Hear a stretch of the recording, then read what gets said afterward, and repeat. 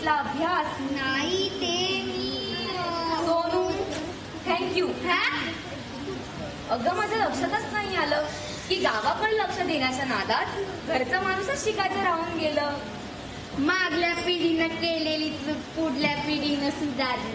आणि आमची जीजी सोनूची आजी सुशिक्षित झाली. आजोबा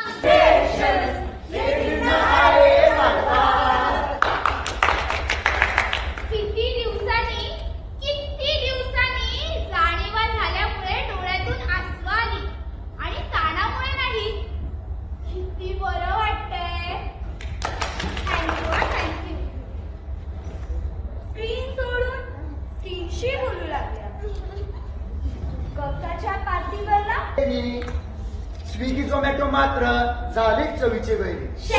ताज्या फळांचा चवीचा काय बनवा ताट. हेल्दी दूधच्या नावाखाली लावली पार चवीची वाट.